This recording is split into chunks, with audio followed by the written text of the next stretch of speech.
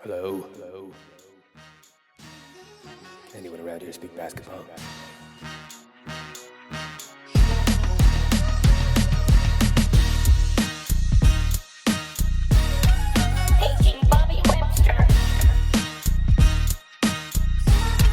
This is Adam Silver.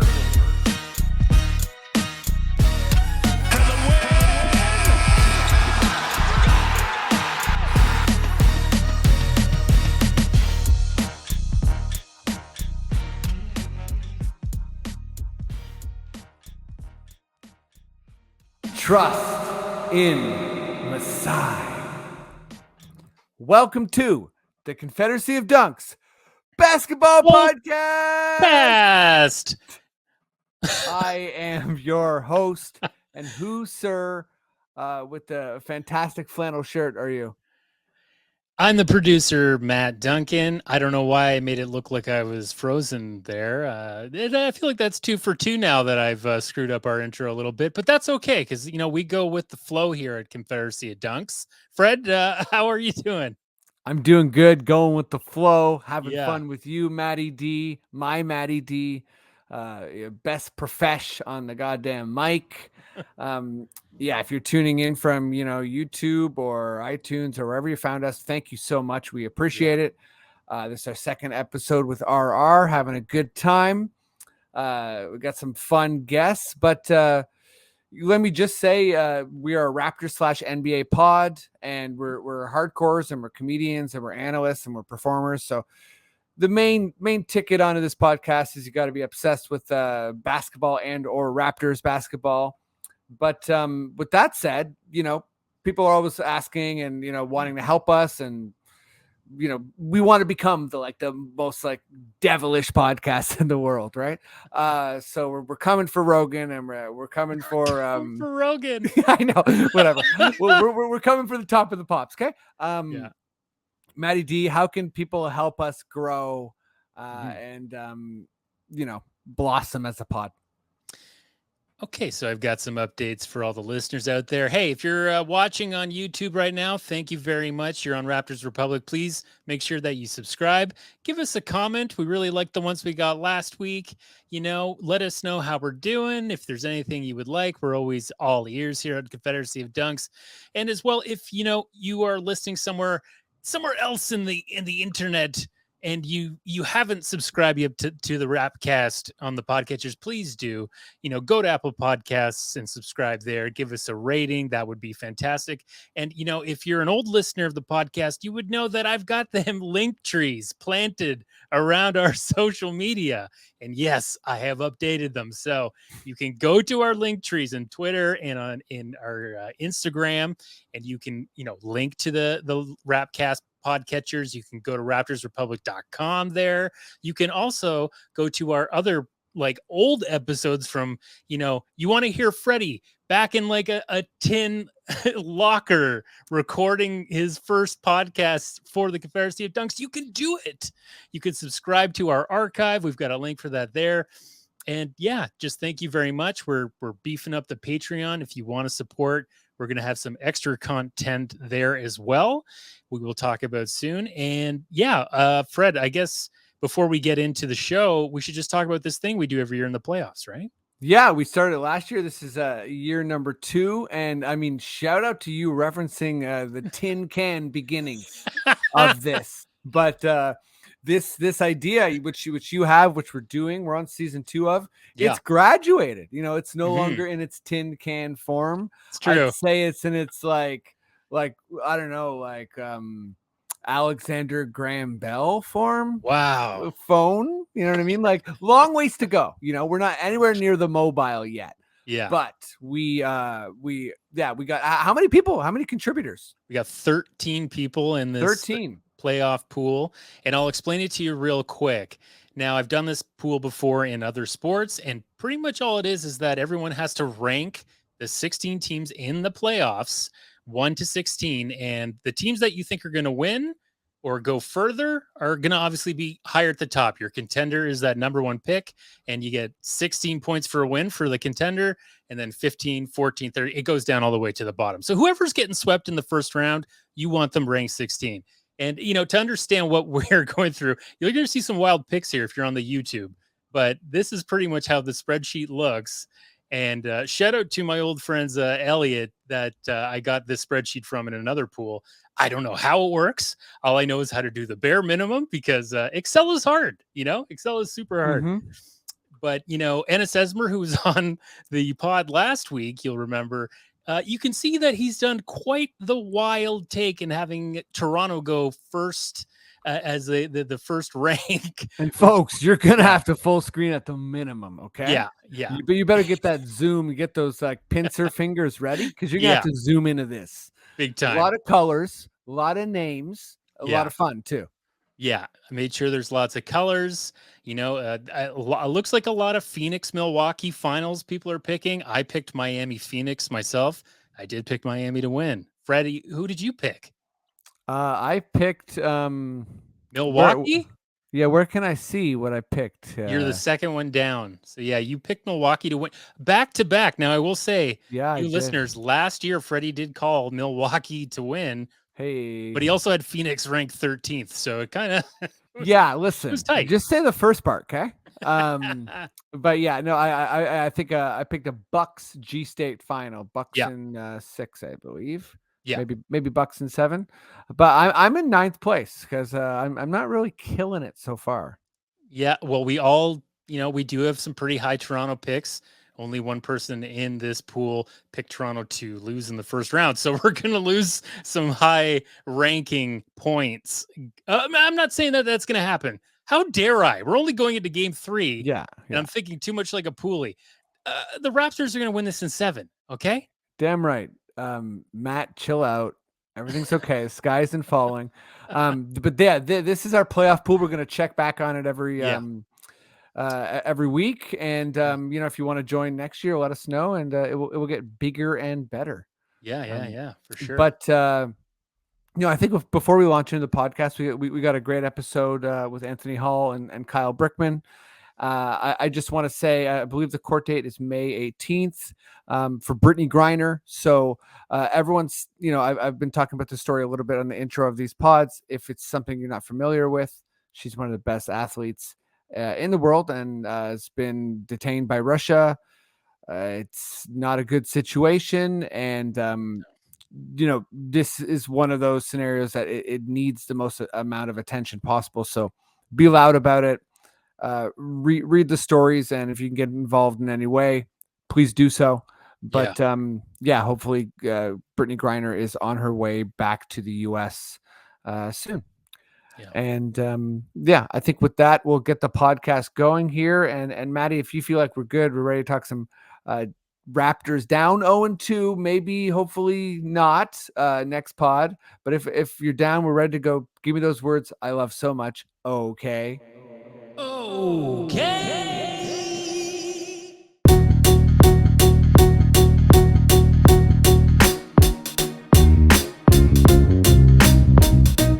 Here we go. Let's talk some Raptors. We are down 0-2. I'd say like down but not forgotten. I'm messing with analogies, but whatever. We're still in it.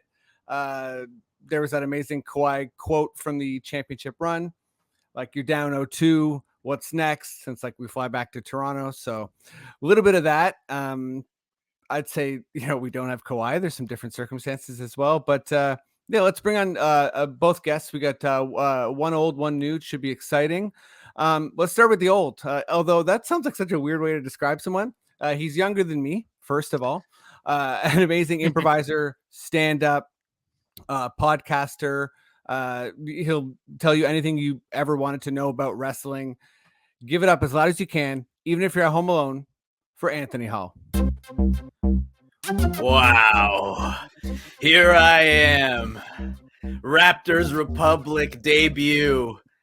After many guest appearances on the old network, here I am. The fourth ball brother. Yeah, that was really dramatic. I was like, is he gonna light himself on fire at the end? Like, what's the finale here, I was gonna cut a promo that we are missing from the playoffs, the best family of them all, the Balls. Yeah, there's no balls in the playoffs. Only basketballs. Basketballs. There's Sam Cassell. I haven't seen him do a big ball dance on the bench. He probably won't, but he's there. So there's some potential, I think. That's right. Welcome back. Thanks for joining the pod, man. Thank you for having me as always. I wish I was in better spirits today, but we'll talk about that. Yeah. It's gonna be one of those. Let's bring on guest number 2. It's his first time on the podcast. Really excited to get to know him, to chat with him. He's a writer, podcaster, contributor to Raptors Republic. Give it up as loud as you can, even if you're home alone, for Kyle Brickman.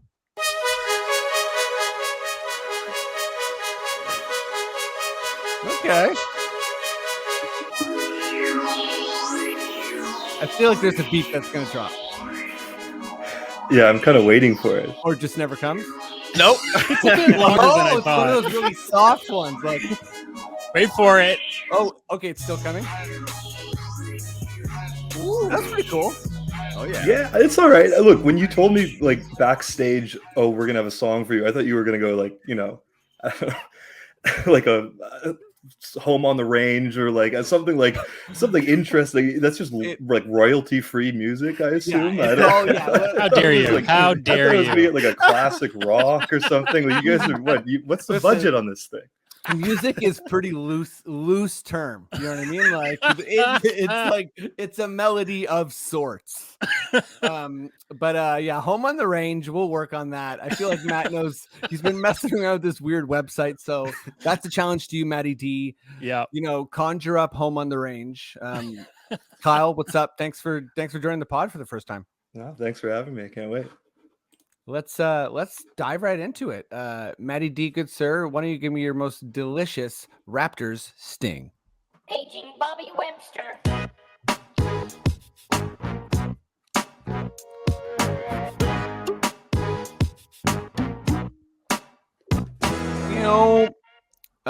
Okay, let's start with you, Anthony.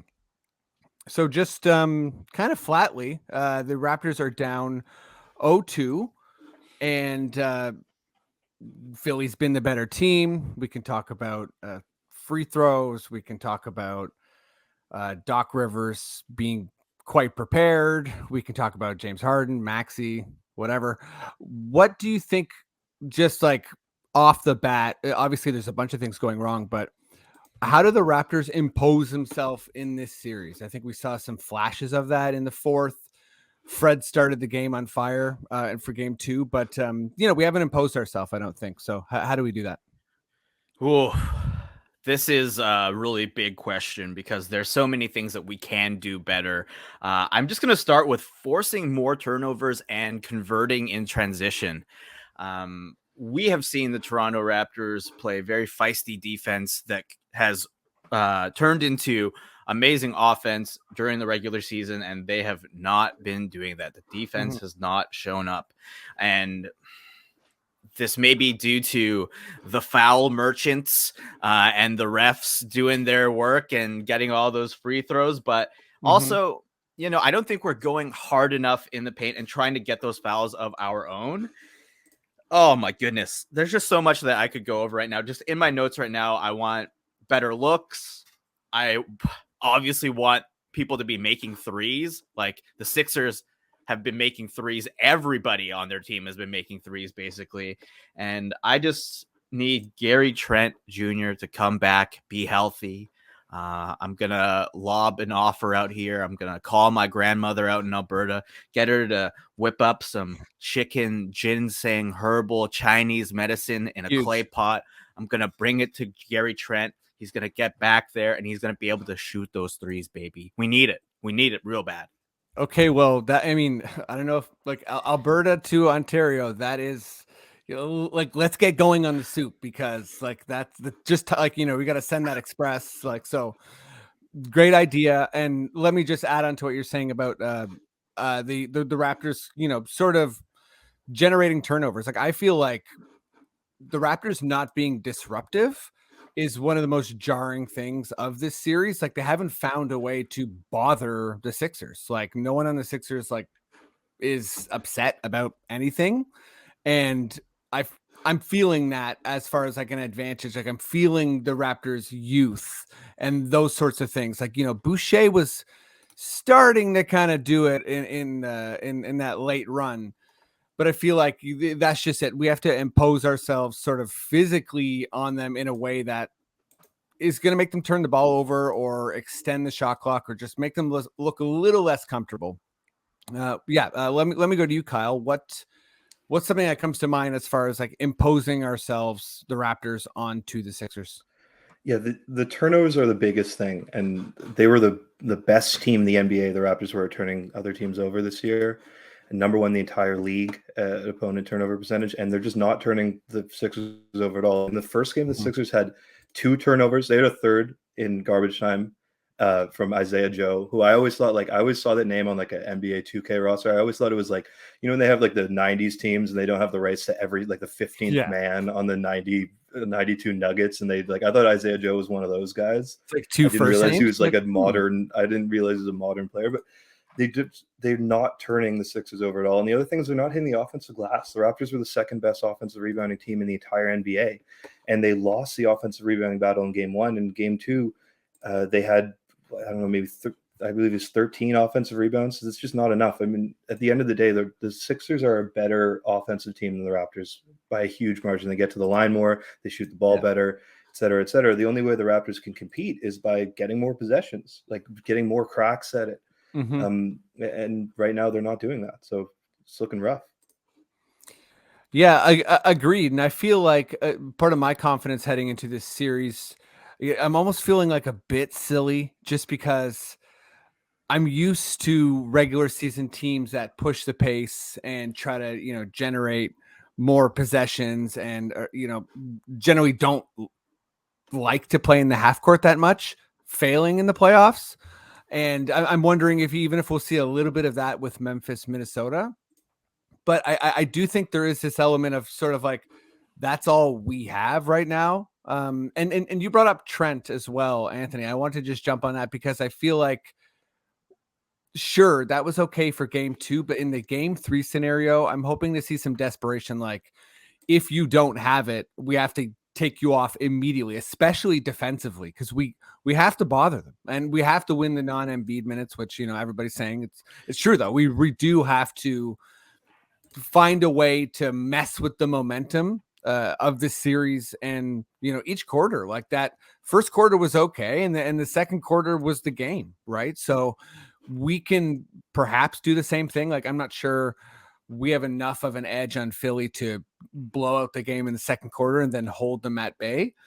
But I do think that, just to keep it close or to have a small advantage, we're going to have to, turn teams over, get on the offensive rebound. Like maybe Boucher deserves to play like 35 minutes. Like if it's a trust thing with Nurse, then dude, like play the guys you trust a ton. Like we've seen it with Fred and OG and Pascal, of course, but maybe Precious and Boucher as well. Like Thaddeus Young, I felt like had that stretch where he really just like, wasn't bringing it and sort of was playing a little bit timid. Like I think that's what I want to say to the coaching part of this. There's a lot of timidness and youth coming from the Raptors. And so I think now's the time, for Nurse to kind of like rein that in. Like even tell a guy like Malachi, like if you're out there, you got to shoot. Precious and Boucher, you also have to shoot. Like you can't be timid. You have to take the opportunities offensively and punch him in the face defensively. But yeah, how would you have felt early in the year, like November, if you heard like you got a glimpse in the future and you heard on a podcast, a pro Raptors podcast, Chris Boucher has to shoot more. He's got to put more shots up. He's like, I know. This is where we're at. I don't disagree. This is the point we're at. Yeah, no, I mean the Boucher arc's hilarious too, right? Because I feel like in Tampa he's sort of emerged as this like other tertiary scoring option sort of thing, and then this year our bench was more well rounded. We were more talented, and obviously guys like Scotty and just those minutes weren't there for him, and he sort of reincorporated himself after starting bad into the team by just being like all energy, and I felt like his first game was rough, but I feel like his second game, he sort of recognized like, hey, I can do this at this level too. Shout out to OG, who I feel like scored efficiently.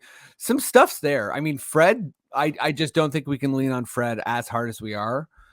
But sorry, I went to a million meandering thoughts there. But let's keep this moving with you, actually, Kyle. So I guess just it was a perfect segue talking about like the past and the future. But a week ago, there's major pressure on Harden, Morey, Doc Rivers. I think you could say Embiid as well. Who would you say the pressure is on now? Like, I guess obviously the Raptors, but like who and how is the pressure on them? See, I don't know if I agree the pressure's even on the Raptors. Like, they're playing with house money. This was a Right. development year. They're in the playoffs, and they're going home to Toronto, where the Sixers role players won't be as invigorated. Like, I think if the pressure's on anyone, I guess it's the Sixers role players, who are currently shooting like astronomical numbers from three, and they shot 50% from three in the first game, and 46 or 7% last night. So it's like, I'd be really surprised if that continued. Even if all those threes are wide open, they're shooting well above what you'd expect them to shoot. So I think if I had to pick someone, I'd say the Sixers role players. I don't know if the pressure, it can be on Toronto. Like, even if they got swept, I'm kind of 30,000 foot view end of the year. I'm kind of cool with it. Scotty looks great. Like, we don't have to get into it. We'll do the, we can do the obituary postseason, but I think they're entirely playing with house money. I don't think the pressure's on them at all. Yeah, I mean, I actually think that's a great point. I probably should have phrased it as like, what's the challenge at foot for the Raptors to make an attempt to turn this around, sort of thing. Like, who can challenge themselves to learn now while they can? Obviously we'll all head to the summer, and Precious will work on his shot, and so will Banton and Barnes and everybody. But like, I think that's sort of where we're at now. And I think pressure on the Sixers role players is perfect, because I mean, Maxi's, I guess, playing with house monies in the second year, but Green and Harris, they in some respects, I feel like with Green, it's been totally, the narrative has gotten away from people. He's the winner, but I think for Harris particularly, he is showing up as that kind of like reliable fourth option, which a lot of people have wanted for a long time. I know he's making big money, but I think people are still happy when you can show up in the playoffs. And he, like, there's a couple plays I just like, he recognized Precious is on him, and I just saw his, like, a wave of relaxation go through his body, and he's like, this guy's athletic, but I can do my thing. I can back him down a bit, and I can just take a pretty easy jumper and can it over him. So, I mean, yeah, they don't look like they're feeling the pressure, but they are shooting at an astronomical level. So I feel like that's a good point. I mean, pressure for Doc to close the series, for Harden to maybe have a big game. Yeah, Antony, where are you at? Like, pressure, or just because I totally agree, the Raptors are in a situation where everything's good, but like, well, what's the challenge? Like who should be taking on a challenge right now to do more than they are doing? I think there's a lot of pressure on the guys who are responsible for guarding Joel Embiid to see if there is just any chance they can alter his shots, or make it so he's not going to the free throw line like 30 times a game and playing smart. So I suppose that would be Precious and Kem, who would be the guys who are responsible to guard Embiid. Like, we have to see if Kem can contribute anything offensively aside from a lucky corner three when nobody's expecting him to hoist that bad boy up. But like, we have to see if Precious can keep up, and we need to see if those guys can attack the rim too. And like I said before, get fouls called for us, like go to the free throw line for us. And I think we're really just seeing a gaping hole in the lineup, especially against a big 7-footer. And like, we need a true center and somebody that can push and beat around. And I'm really missing Daddy Gasol right now, and I think a lot of people have that same sentiment as me. But he's probably just living life, crushing natty wines somewhere, and not worrying about guarding Embiid. Yeah, he doesn't worry about guarding Embiid. I don't think. Yeah, that's not high on the Marc Gasol concern list. And did you say natty wine? Like I'm not a wine guy. Natural wines, bro. Yeah, like Oh, a skin natural skin wines. Okay, my contact. bad. Yeah, What's that called? a skin contact wine. You don't. pardon We can me. talk about this after the podcast, but really, it's worth checking out. Okay, I will. Yeah, natty wines. Okay, fair enough. No, I mean, I agree. I feel like there's not a lot of pressure in terms of like what the outcome's going to be from the Raptor side. And maybe it's how I framed the question. I guess I'm sort of looking for like who, if this series is a sweep, right? Sure. There's that kind of feeling of like, well, let's count up all of the good things in the season. And there are many. And I think almost to a player, there's been improvement. Maybe, you hope for healthier seasons from guys like Cam and OG. But other than that, just like all around fantastic. I'm always back and forth on my critiques of Nick Nurse, because obviously he's like a Jedi in some regards, but I do think there was a lot of Doc just kind of getting smashed in the media, and his team looks ready. And sure, we have injuries, but I think that there's been some deer in the headlights stuff from our squad in a way that I didn't quite anticipate. So I'm hoping for, like, I don't know if it's from Pascal or from Fred or from, Nurse, but I'm hoping for some, like, just some like the veteran leadership moments type thing. And I don't know if that means we get an extra game or two in the series, but like, I really think that we're in a like stand up to the bully scenario, and we might just get pants by the bully and call our parents and go home and be like, hey, school was great. Just after school, I got pantsed. And that's fine. But I do think it's like there's a situation. I don't know. Weird analogy. Sorry, guys. It's hard to defend yourself against the bully when the bully is this giant man who's swinging and flailing his elbows around. Yeah. And the teachers are like, oh, no. You can't touch him. You can't touch him. And then when you do, he's like, I'm going to run to the teachers. And then respectfully call out the teachers for doling any sort of punishment around to his friends. Like, oh, come on now. Yeah. Nurse probably, like, I think it's almost swung the other way, that we're being a little too harsh for Nurse, but I will say, man, did he ever run these guys into the ground in the regular season with the minutes? Right. Like, these guys look tired by the third They quarter. do. It's like it's like, oh, Nurse is actually the fastest driver in town. He can get from like point A to point B in no time flat. And then you get in the car with him and he's like speeding to red lights, like pumping the e-brakes so that he stops in time. It's like he's driving that car into the ground.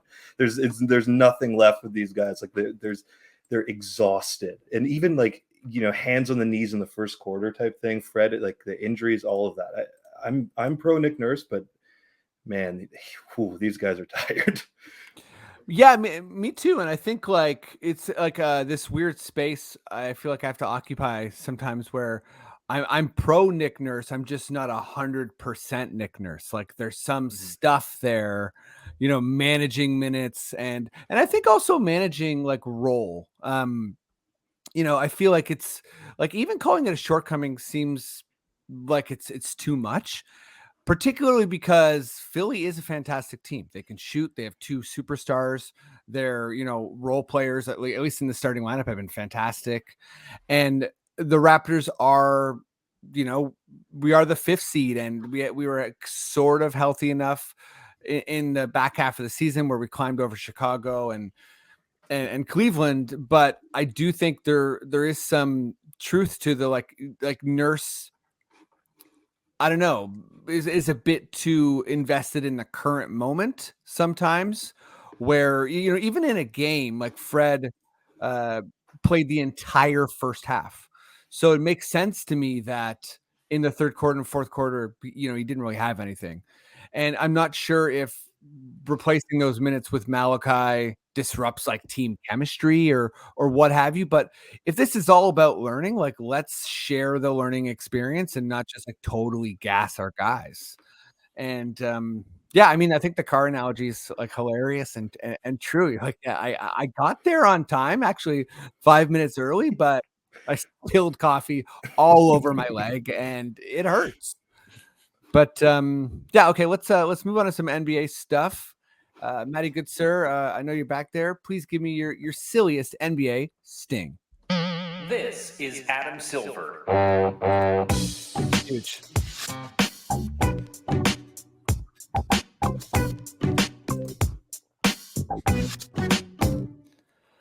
Okay, beautiful. Maddie, please join us as well. Let me start with you, Anthony, as well on this one. So just take this in whatever direction you want, really. But pick a team, and I want you to put yourselves in the, I don't know if it's the coach's situation, whomever, but you're walking into that room and you're trying to inspire them. Like, I want you to pick a struggling team and you're going in there with like a huge speech.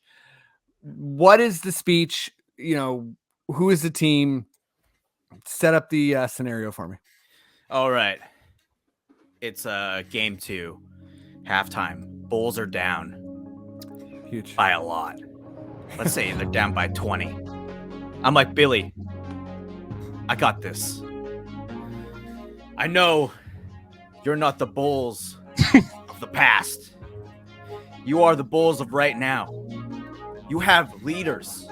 You have people with talent, with something to prove. DeMar, people are saying you keep bricking those shots, but I know they're going to start falling for you. Pat Will, show us why you were a top pick. Why they saw all of the talent that they did when they selected you. Levine, you got stop some chucking.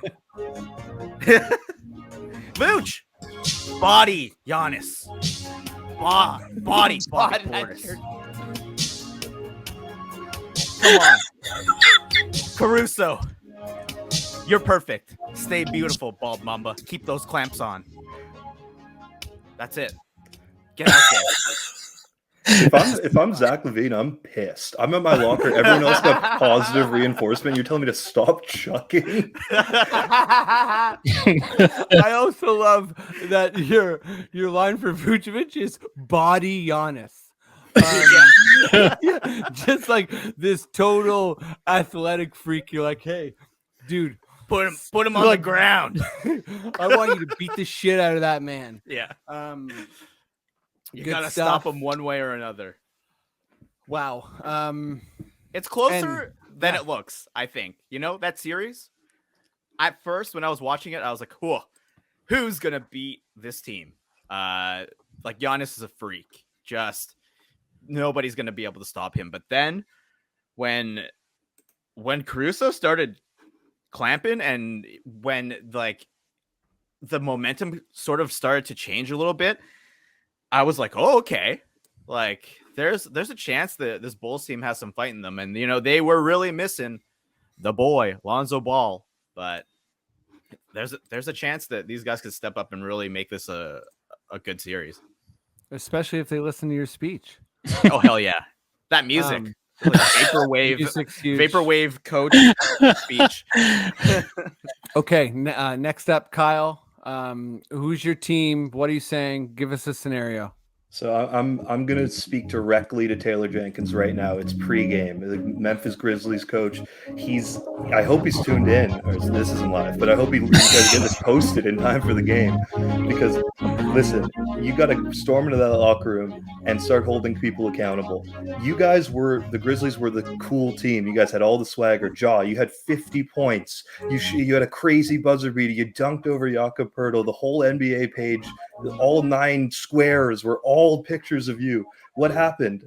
This Timberwolves team has completely stole your thunder. They're the guys that the NBA is in love with. Pat Beverly is like getting appearances on ESPN every single day.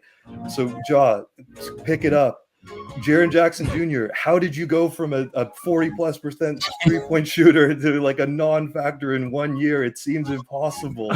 Steven Adams, you went 0 for 0 from the field in 24 minutes. I'm in disbelief. You have to take at least one shot.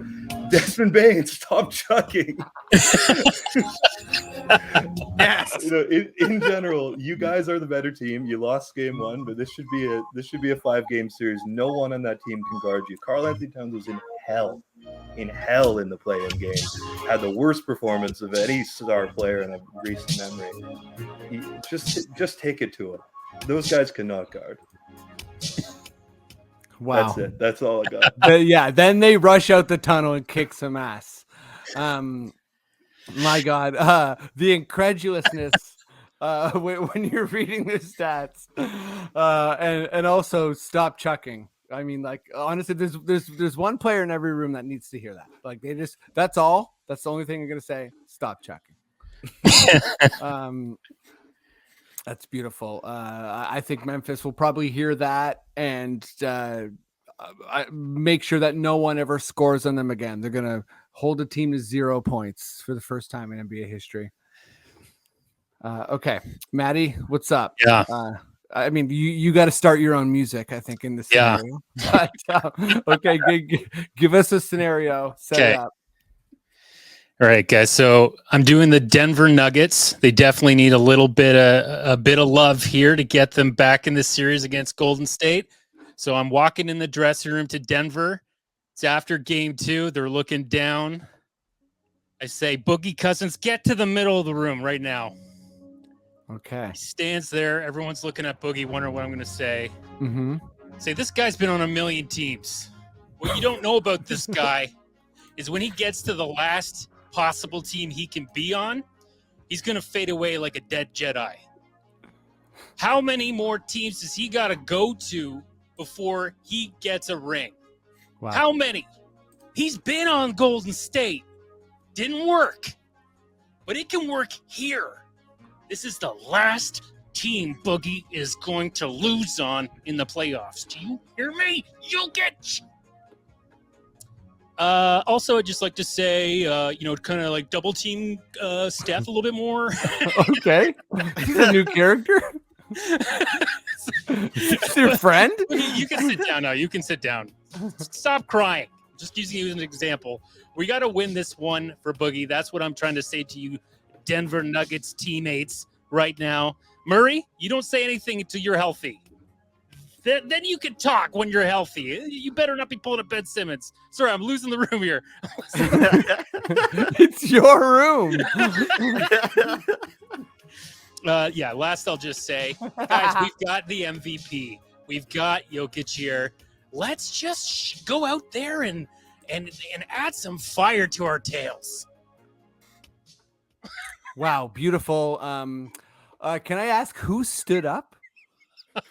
Like who stood up to challenge you? Like, did you have someone in mind or? Forbes. Oh yeah, Forbes. Yeah. Forbes is really Forbes. tough. Like I heard, every team he goes to, he's a problem. Like he was in my face the entire time, like this. Oh wow, yeah, just staring you down. Okay, Bryn Forbes. It's unbelievable you picked Boogie Cousins, who's like most likely on the entire team, maybe the league, to have a temper tantrum when Jeff Green is right there. Boogie's probably looking at Jeff Green going like, what happened here? How am I getting picked on? Jeff Green is literally standing right over there. Yeah, at some point in that speech, Boogie and Jeff Green just quietly swapped places. Because they were like, I think he meant you. I think he meant you. Because okay, I'm ready. Ready? My team is the Dallas Mavericks. So I show up to practice. We're headed to Utah, Salt Lake City. And let's say we're on the plane. I'm like, first of all, how's everybody doing? You want to play to flying? Now's not the time. Because we need to focus on the series. And we've been flying a bunch all season already. And I'm going to say, Mark Cuban, Jason Kidd, Luka Doncic, I'm going to need you to head to first class. I'm going to have a private moment with the rest of the team. And coach. That's right. When they leave, assuming that goes smoothly, I look around at the rest of the guys and I said, hey, you're better than Mark Cuban at investing. You might not know it yet, but you are. You're better than Jason Kidd at coaching. And you're all better than Luka Doncic at basketball. Trust me, he's actually not good. And you are. Maxi Kleba, you hit like 7 threes. I don't know if Luka's ever done that. Jalen Brunson, you just scored 41 points. For sure, Luka's done that. But like, was it as cool as the way you did? Probably it was cooler. Don't worry about it. You're better than him. Trust me. And then the rest of you, stop chucking. And I jetpack, I guess, out of the plane. And I'm out. Yeah. I mean, I love that a team plane has first class and coach on it. I think that would really screw the players. I know private planes pretty well. They're the exact same as other planes, I think. Okay, that was good. I feel like we did that segment justice. Kyle, I'm going to go to you here on the last question, and you can take like quiet the haters in whatever way you want. It can be like coming back from injury. It can be like not getting swept, whatever. But yeah, what's the player, team, and or franchise that is going to have the biggest like quiet the haters style playoff run? Okay, so this might be an odd answer, but I'm going to go Rudy Gobert, and not necessarily because he's going to quiet the haters. It's just like that some of the hate will be deflected onto Donovan Mitchell. If you watch that first game, man, they are bum hunting Donovan Mitchell in every possession. He's involved in every single screen and roll. If you look at the rest of that Utah team, like, okay, fine, Rudy isn't the best at guarding in space. Guess what? He's 7'2", or whatever he is. He's always a 7-footer. How many 7-footers in the NBA are excellent at guarding in space? Very few. So fine, he's not the best at guarding in space. But have you seen the perimeter defenders on the Jazz? The rest of those guys are bums. They can't stay in front of anyone. So this whole the whole Jazz season, the whole story of the Jazz season has been one of like, is it a Donovan Mitchell problem or is it a Rudy Gobert problem? And I think that the pendulum is tilting back towards it being a Donovan Mitchell problem, at least a little bit, because man, like Gobert, like I don't know what else you even want him to do defensively. No one else can contain anything. And it pains me to say that. I will say I do not like the guy at all. Fair. I will still be a hater. I will still be a loud ass hater for the Rudy Gobert moment. I love that. Yeah. Still. You pick Rudy Gobert, but you're walking away and you turn around. You're like, and stop chucking Gobert. I was actually going to pick Gobert, so I'm rifling through my head for my option number 2. I think your point was way better than mine because I totally agree that Mitchell was sort of, I mean, I don't know what a good analogy is, but like he was, based on what he's done so far in the playoffs in his career, I think it was in like very untouchable territory where he was kind of beyond critique because he had some dramatically good playoff games. And, the longer you're in the league, the longer coaches have times to kind of like expose your flaws. And I think that's what's so hard about the NBA is constantly overcoming that. And, new coaches find new angles. And yeah, I would say Donovan Mitchell is getting, the defender that, or getting the treatment that poor defenders get. Raptors fans know with, anytime George Niang's on the court, it's sort of like you want us to go at him. And I think people don't think of Mitchell like that, but they might after this playoffs. To me, it's like the Mitchell Gobert thing is like, when you have a couple in your friend group have like a breakup and everyone's picking sides. I think Mitchell got way out in front of everything and was like, yeah, Gobert was this terrible guy. He never took care of me and all this. And then suddenly the whole friend group is against Gobert. And then, a couple weeks pass And Gobert just has to point to like, look at what Mitchell's doing. Mitchell's doing like whatever the NBA equivalent of like talking to 18-year-old girls at the bar. Like, man, like get it, like come on, be an adult. Like this is embarrassing, Donovan. Yeah, he's definitely like losing his composure, and I feel like Rudy Gobert always, to me, occupies this, like, not just him, but like players like him, sometimes like Chris Middleton as well. They occupy this weird, nuanced area of being, like a legitimate all-star that is like very special in certain categories, like easy top 30 player. But the playoffs expose their, inadequacies more so than it does like the top 8 players in the league. And people always want if a player is like, let's say 25th overall, they want them to be the 4th or 5th or 6th best player. And when it gets to the playoffs, they see why they're not. And then it's sort of like baby with the bathwater, and it turns into like, actually they suck. And, they're talked about like they're the 100th best player sort of thing. And yeah, I mean, I definitely think that there's, I don't know if it's like a toxic relationship with Mitchell and Gobert, but it's definitely not one that's like harmonious. And, we're seeing the lack of chemistry. But yeah, Anthony, who's your candidate for sort of, going to quiet the haters or yeah, perhaps have a narrative change?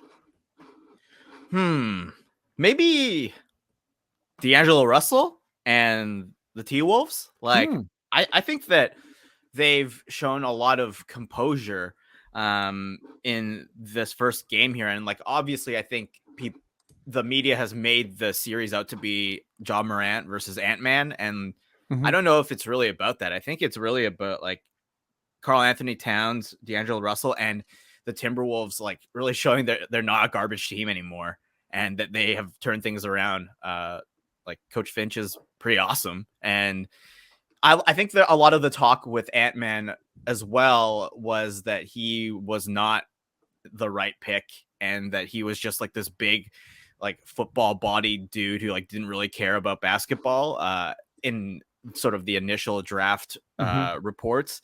But it's really been fun to watch them. And that series is going to be really, really, really good. And I think after everything that Karl Anthony Towns has been through just outside of basketball, it will be really, really amazing to see how much he can do in the playoffs. And if they can get past Memphis, like there's a chance that they can do some real damage.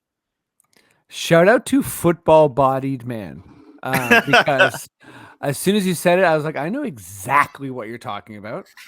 I feel like OG has some of that where it's just sort of like, man, if you ever tackled me, I think I'd die. But I mean, honestly, if a lot of people tackled me, I don't know who, maybe Jose Alvarez, like, I'd be winded like real bad. But okay, I almost panicked when you picked Minnesota because my backup to Gobert was Towns. After that, like he is the pendulum, man. It really swings with this guy, and I feel like he has this sort of undeniably good year finally in his career, and he's going to be, I think, likely on an All NBA team. And then he has this play-in game, which is just like brutal, right? Like he totally just like melts in the moment. And I remember watching that game, and there's this odd feeling like when he got fouled out, there was almost like a sense of relief from the rest of the T-Wolves. They were like, great, we can win this game now. And that's like wild from a leadership standpoint, like or your best player or whatever.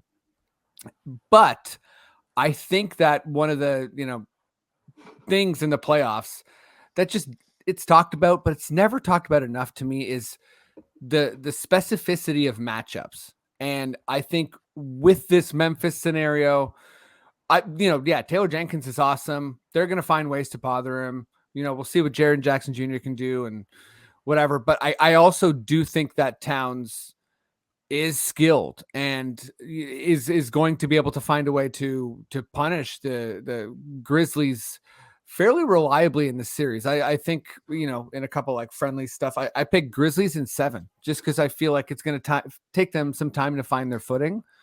and they are the better team. They are going to win, but I feel like I don't know, like Minnesota as a 7 seed is sort of misleading. Like they had a better season than that, and I mean, their record isn't like near 500 sort of thing. So yeah, Towns is my pick. Russell's a good pick too. Gobert was my original pick, and yeah, that's it for the pod, guys. I want to thank you both so much for being on. This is our second episode RR. So I want to thank everyone who's listening and commenting and subscribing and everything. Let me go to you first, Kyle. What's up? What do you want to let people know about? Point them to your writing or whatever. Just the biggest thing is we're doing Wrap Up Live here at Raptors Republic. It's a Raptors post-game show every single night after the game, 5 or 10 minutes afterwards, on this YouTube channel, or on the Raptors Republic YouTube channel. Just check us out. Come hang out. It's also, I guess, on Twitch or Facebook Live if you're a Facebook user. Not really me. You could do it if you'd like. But I would say mostly YouTube. And then otherwise, follow us all on Twitter, but me specifically. If you have to follow only one person on Twitter, I'd say probably me. And that's it. Come hang out with us at Wrap Up Live. You can comment, and we're generally pretty good at answering them. Unless they're bigoted.